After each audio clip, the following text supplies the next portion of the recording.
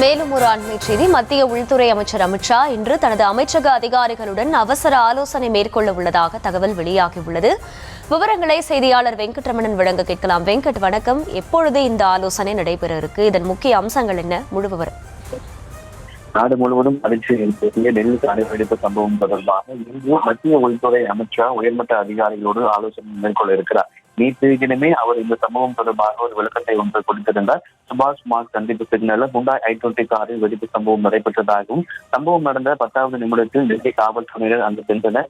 NSG, NIA ஆகியவை விசாரணையை தொடங்கி இருக்கிறது என நேற்று தினமே இந்த சம்பவம் தொடர்பாக அவர் விளக்கத்தை கொடுத்திருந்தார். குறிப்பாக CCTV காட்சிகள் அடிப்படையில் அனைத்து கோணங்களிலுமே விசாரணை மேற்கொள்ளப்பட்டு வருவதாகவும் அவர் தெரிவித்து, இந்த வெடிவிபத்தில் தீக்காய மருத்துவமனையில் சிகிச்சை பெற்று வரக்கூடிய நபர்களை நேரடியாகவே அவர் லோக்நாத் மருத்துவமனைக்கு சென்று அவர்களிடம் ஆறுதல் தெரிவித்து அங்கு அவர்களுக்கு சிகிச்சை அளிக்கக்கூடிய மருத்துவர்களையும் நேரில் சந்தித்து அவர் பேச்சுவார்த்தை மேற்கொண்டார். அதற்கு பிறகாக நேரடியாகவே அவர் சம்பவம் நடைபெற்ற அந்த சுபாஷ் மார்க் சந்திப்பு அந்த சிக்னலுக்கு நேரடியாகவே சென்று அங்கு என்னென்ன ஆவணங்கள் தடயங்கள் சேகரிக்கப்பட்டது உள்ளிட்ட எப்போது விபத்து நடைபெற்றது, எந்த வழியாக அந்த வாகனம் வந்தது, வாகனத்தை பின்தொடர்ந்து எத்தனை வாகனம் வந்தது உள்ளிட்ட அனைத்து கோணங்களிலுமே அவரிடம் விரிவாக அதிகாரிகள் எடுத்துரைத்தனர். இந்த நிலையில் தான் தற்பொழுது நேற்றைய தினம் அந்த 2 இடத்திற்கு பிறகாக இன்று காலை ஒரு 10 மணி அளவுல முக்கிய உள்துறை அமைச்சர் அமித்ஷா தலைமையில ஒரு உயர்மட்ட அதிகாரிகளோடு அமைச்சக அதிகாரிகளோடு ஒரு ஆலோசனை கூட்டம் என்பது நடைபெற இருக்கிறது.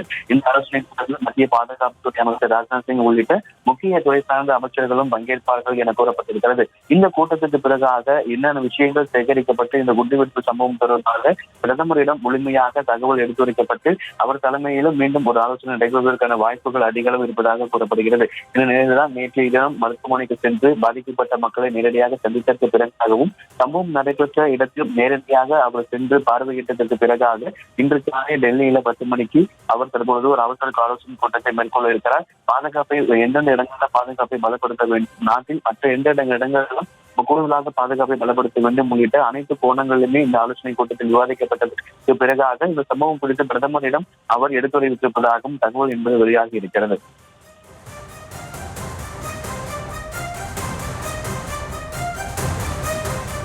விவரங்களுக்கு நன்றி வெங்கட்.